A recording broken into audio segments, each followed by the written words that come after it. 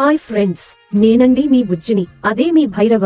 Darling Prabhas నటించిన కల్కి మూవీలోని బుజ్జిని.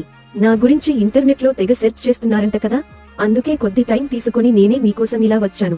నా గురించి చెప్పాలంటే నా రూపాన్ని ఊహించింది, నా తలరాతను రాసింది డైరెక్టర్ నాగస్వినే.